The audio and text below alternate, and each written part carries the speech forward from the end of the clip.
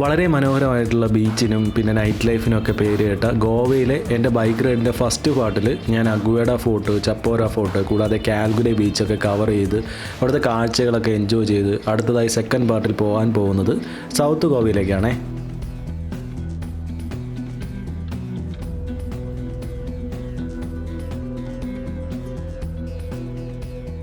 South ഗോവയിൽ professional ആവശ്യത്തിന് കൂടിയായിട്ട് ഞാൻ സ്റ്റേ ചെയ്തത് ലാ അസ്റ്റോറിയ ബൈ താജ് എന്ന 5 സ്റ്റാർ ഹോട്ടലിലായിരുന്നു. ഗോവയുടെ പഴയകാല പോർച്ചുഗീസ് ശൈലിയും മോഡേൺ ഡിസൈനും ഒക്കെ ഒത്തുചേർന്നിട്ടാണ് ഈ റിസോർട്ട് നിർമ്മിച്ചിരിക്കുന്നത്.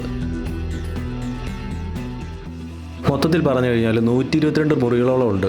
ഓരോ മുറിക്കും സ്വകാര്യ ബാൽക്കണികളും പിന്നെ അവിടെ നിന്ന് പുറത്തേക്ക് നോക്കിക്കഴിഞ്ഞാൽ പൂന്തോട്ടത്തിൻ്റെ അല്ലെങ്കിൽ പൂളിൻ്റെ ഒക്കെ മനോഹരമായിട്ടുള്ള കാഴ്ചകൾ ആസ്വദിക്കാൻ പറ്റും. പിന്നെ എടുത്തു പറയേണ്ട ഒരു കാര്യമാണ്, ഈ റിസോർട്ട് പെറ്റ് ഫ്രണ്ട്ലി ആയിട്ടുള്ള റിസോർട്ടാണേ. വെൽനസ് സ്പായുണ്ട്, കൺട്രി ബാറുണ്ട്, പിന്നെ ഇറ്റാലിയൻ ഗോവൻ ഡിഷസിന് പേര് കേട്ട റെസ്റ്റോറൻറ്റ്സും അവൈലബിൾ ആണ്.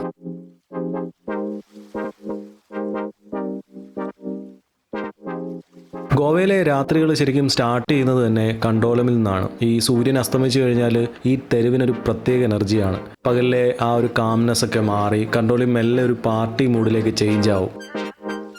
ഈ കണ്ടോലിമിലെ മെയിൻ റോഡിലൂടെ നടക്കുമ്പോൾ തന്നെ വളരെ ഡിഫറെൻ്റ് ആയിട്ടുള്ള കഫേസും റെസ്റ്റോറൻറ്റ്സും പിന്നെ എല്ലായിടത്തും മനോഹരമായിട്ടുള്ള ലൈറ്റും വളരെ ലൗഡായിട്ടുള്ള മ്യൂസിക്കും ഒക്കെ എക്സ്പീരിയൻസ് ചെയ്യാൻ വേണ്ടി പറ്റും.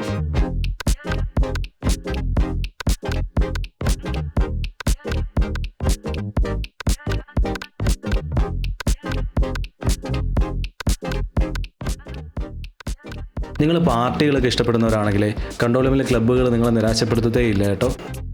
രാവിലെ വരെ നീളുന്ന ഡാൻസും പാട്ടും അങ്ങനെ ഇവിടുത്തെ രാത്രികൾ അവസാനിക്കത്തില്ല.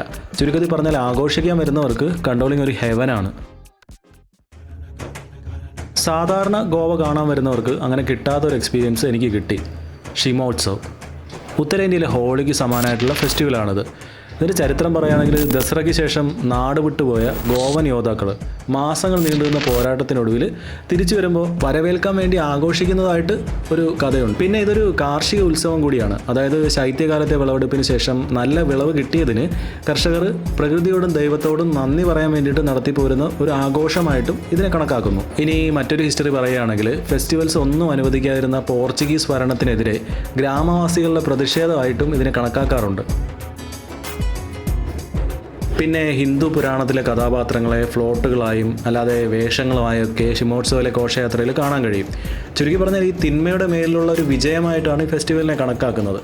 ഗോവ വിസിറ്റ് ചെയ്യുന്ന ഫോറിനേഴ്സിനൊക്കെ അവിടുത്തെ കൾച്ചർ എക്സ്പീരിയൻസ് ചെയ്യാൻ പറ്റുന്ന ഒരു ബെസ്റ്റ് ഓപ്ഷനാണ് ഇത്. ഇതിനുശേഷം ഞാൻ നേരെ പോയത് ഓൾഡ് ഗോവയിലെ യുനെസ്കോ വേൾഡ് ഹെറിറ്റേജ് ലിസ്റ്റിൽ ഇടം നേടിയ ബസലിക്ക ഓഫ് ബോം ജീസസ് എന്ന ചർച്ചിലേക്കാണ്. പോർച്ചുഗീസ് വാസ്തുവിദ്യയിൽ പണിയെടുപ്പിച്ച ഈ ചർച്ച് ശരിക്കും 1594 പണി തുടങ്ങി 1605 പൂർത്തിയായത്.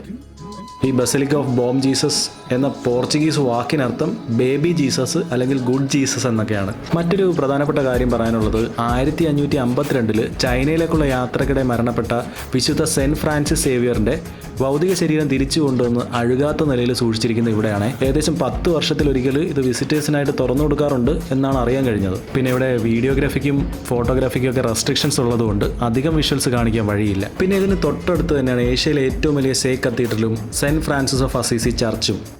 ഈ സെൻറ്റ് ഫ്രാൻസിസ് ഓഫ് അസീസി ചർച്ചിൻ്റെ പണിക്ക് ശരിക്കും തുടക്കം എടുത്ത 1517 പോർച്ചുഗീസിൽ നിന്ന് വന്ന 8 ഫ്രാൻസിസ് പ്രീസ്റ്റുകളാണ് ഇതിന് തുടക്കം ഇട്ടത്. പിന്നീട് ഒരു 1661 സമയത്ത് പള്ളി പൂർണ്ണമായിട്ട് പൊളിച്ച് പുതിയതായിട്ട് പണിഞ്ഞു. ഈ പള്ളിയോട് ചേർന്നിട്ടുള്ള പഴയ കോൺവെൻറ്റ് ഇപ്പോൾ ആർക്കിയോളജിക്കൽ സർവേ ഓഫ് ഇന്ത്യയുടെ കീഴിലുള്ള മ്യൂസിയം ആയിട്ടാണ് പ്രവർത്തിക്കുന്നത്.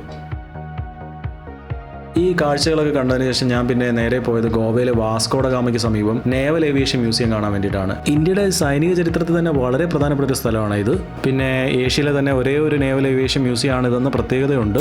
ഈ വിൻറ്റേജ് യുദ്ധവിമാനങ്ങളുടെ കാറ്റഗറിയിൽ വരുന്ന sea harrier, sea hawk, albatross, vampire അങ്ങനെ തുടങ്ങി ചരിത്രപ്രസിദ്ധമായിട്ടുള്ള വിമാനങ്ങളും പിന്നെ ഹെലികോപ്റ്ററുകളും യുദ്ധവിമാനങ്ങൾ ഉപയോഗിക്കുന്ന ടോർപിഡോകൾ, ബോംബുകൾ, റഡാറുകൾ, സെൻസറുകൾ, പഴയകാല പൈലറ്റുമാരുടെ യൂണിഫോം വരെ ഈ മ്യൂസിയത്തിൻ്റെ ഗാലറിയിൽ പ്രദർശിപ്പിച്ചിട്ടുണ്ട്. പിന്നെ ഈ എയർക്രാഫ്റ്റിലൊക്കെ ഉപയോഗിക്കുന്ന എഞ്ചിനുകളുടെ വർക്കിംഗ് മോഡൽസും ഇവിടെ പ്രദർശിപ്പിച്ചിട്ടുണ്ട് ഇൻഡോർ ഗാലറിയിലായിട്ട്. ഈ മ്യൂസിയം ആക്ച്വലി 1771 ഇന്ത്യ പാക് യുദ്ധത്തിലും അതുപോലെ ഗോവ വിമോചനത്തിലും ജീവൻ വെടിഞ്ഞ നാവികർക്ക് വേണ്ടിയിട്ടുള്ള ആദരവ് കൂടിയാണേ.